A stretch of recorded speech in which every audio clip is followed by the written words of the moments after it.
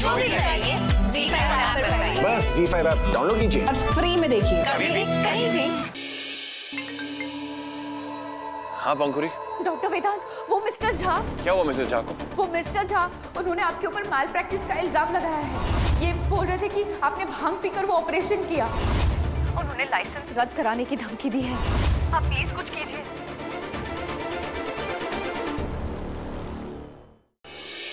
6 लाख का इंतजाम हो गया बाबूजी, 4 लाख की और जरूरत है। प्लीज मदद कर दीजिए, जितनी जल्दी हो सके मैं आपके 4 लाख लौटा दूंगी। जब इतना कह ही रही है तो ठीक है, लेकिन उसके अलावा एक शर्त भी है।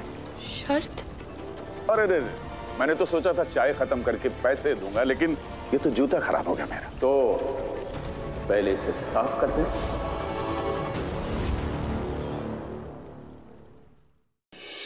तब वेदांत को भी ये बात समझनी होगी कि जिस परिवार को वो अपना कहते हैं उन्हें बस वेदांत की जरूरत है, परवाह नहीं। मुझे वेदांत को यहाँ से लेकर ही जाना होगा।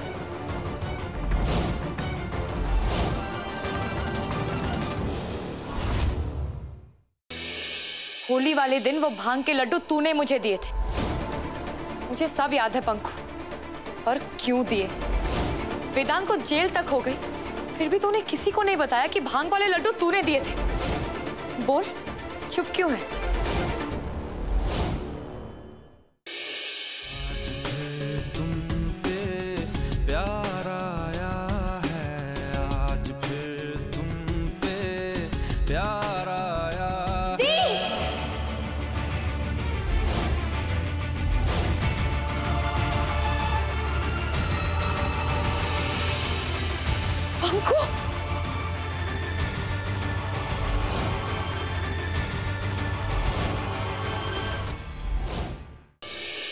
मैं तुझे नहीं छोड़ूंगी संजू, ये अब सिर्फ जेल जाएगा। चलो। रुको पूर्वा, संजू को छोड़ो, क्योंकि पूरा सच क्या है ये तुम भी नहीं जानती।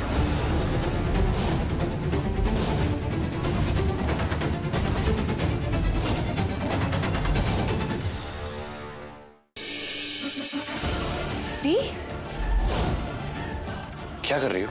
पंखुड़ी अब यहाँ एक क्रिमिनल के साथ एक छत के नीचे नहीं रहेगी। अभी तक तो शांति भी नहीं आई और बेचारी पंखुड़ी कहाँ जाएगी? इस बात की टेंशन मुझे भी थी, मुझे भी पंखुड़ी के साथ चले जाना चाहिए।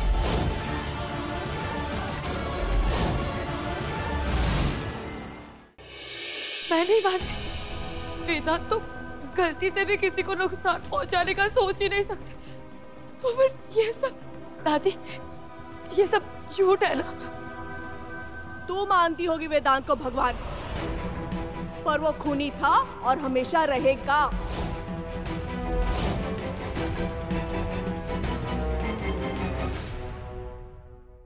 इतना कुछ हुआ दादी, पर आपने कभी बताया नहीं। बेटा, पुराने जख्म को रेदने से कभी कुछ हासिल हुआ है सिवाय तकलीफ के?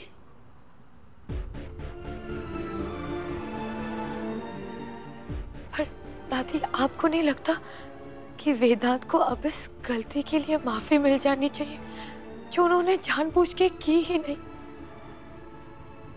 वेदांत सिर्फ माफी की नहीं, प्यार, इज्जत, कद्र, इन सब के लायक है। उसने हम सबके लिए इतना कुछ किया है कि हम कभी चुका नहीं सकते। उस हादसे में मैंने एक नहीं, अपने दोनों बेटे खो दिए। भाभी, वेदांत से गलती नहीं, गुनाह हुआ था। आप सब भैया को कोसते हो, पर ये भैया का बड़प्पन था जो इतना सब कुछ होने के बावजूद भी वेदांत अभी तक यहाँ रह रहा है।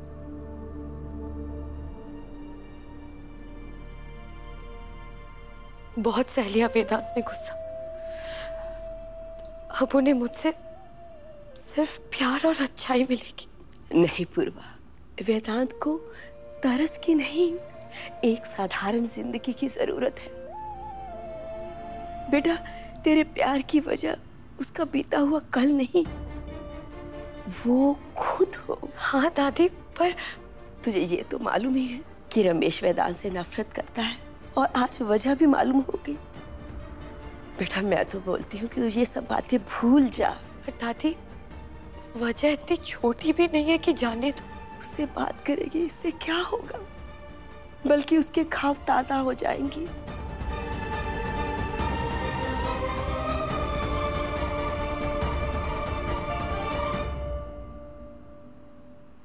इतनी मुश्किलों के बाद भी वेदांत को किसी से कोई नाराजगी नहीं, और एक मैं हूं, हमेशा उनसे लड़ती रहती हूँ। लेकिन अब और नहीं, आज आएंगे तो उनसे बात करूंगी, लेकिन वो है कहाँ?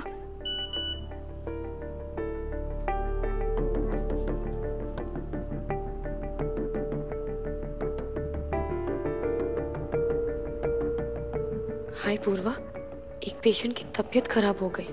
सॉरी, अचानक कुछ दिनों के लिए बॉम्बे जाना पड़ रहा है। इमरजेंसी केस है। ऐसे कौन करता है? घर में इतना कुछ हो रहा है और वो बाहर से ही चले गए। पंखु भी तो वहां अकेली है, उसी से बात कर लेती हूँ। पंखुड़ी, सच सच बता, तो अपनी मर्जी से आई है यहाँ पे? पंखु अपना मुंह खोल, नहीं तो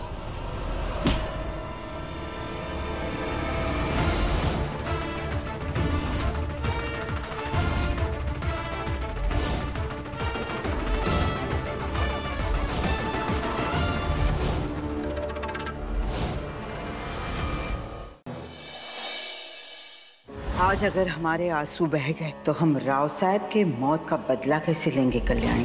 तुम्हें हम में या इस खूनी आदमी में से एक को चुनना होगा। सिंदूर का बदला हम मल्हार के खून से लेंगे। कहाँ है मल्हार?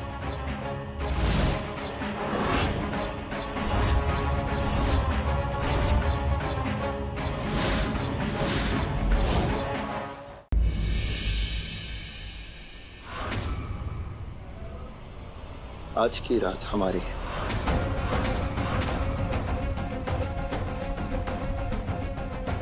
यही चाहिए ना तो आ जाओ, मैं तैयार हूँ। एक मर्द की तरह नोचना चाहते हो ना मुझे। आर्या के सामने क्षितिज की सच्चाई लाने की वेदिका और साहिल की तरकीब हुई नाकाम। एक मिनट, नौकर हो तुम इस घर के, तो मालिकों के साथ बैठकर खाना क्यों खाओगे? तुम यहाँ नहीं वहाँ खाना खाओगे, जहाँ घर के सारे नौकर खाना खाते हैं। आर्या के इस बर्ताव के पीछे क्या है क्षितिज की कोई नई चाल? आखिर कैसे करेंगे सामना साहिल और वेदिका आर्या के इस नए रूप का? जानने के लिए देखिए आपके आ जाने से की अगली कड़ी। गुड्डन तुमसे न हो पाएगा में कल देखिए। इतने सालों से जो मैं सब कुछ सहन करता आया हूँ, अब वो आप भी महसूस करोगे। हम आपको यहाँ से निकाल कर रहेंगे जिंदल साहब। ये पेशेंट को लेके कहाँ जा रही हो तुम? जरा दिखाओ। तुम इसे यहाँ से नहीं ले जा सकती हो। जिंदल साहब को घर लेकर जा रहे हैं। अब जल्द से जल्द पुलिस को फोन करके सब सच बता दीजिएगा।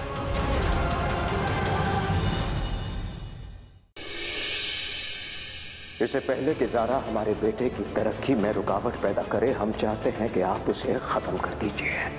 हम तंग आ गए उससे। ज़ारा बचनी नहीं चाहिए।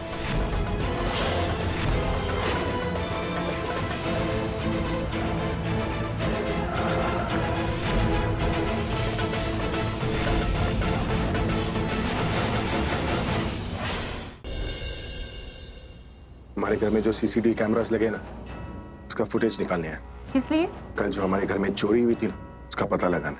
मैं जानना चाहता हूँ कि प्राची के पॉकेट में वो नेकलेस डाला किसने था।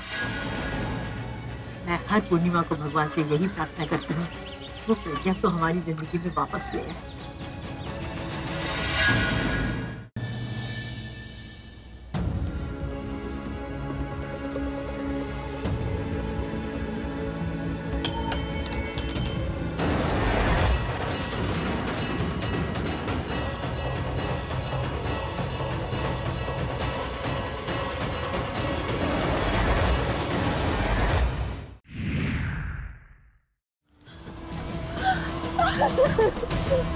आगे तरफ गई तो मैं देखने के लिए रहा हूँ। वो तुम्हें जंगल में देखते ही समझ गया था कि आग दोनों तरफ बराबर की लगी है। तुम क्या कर रहे हो? राम नहीं, रावण हूं मैं।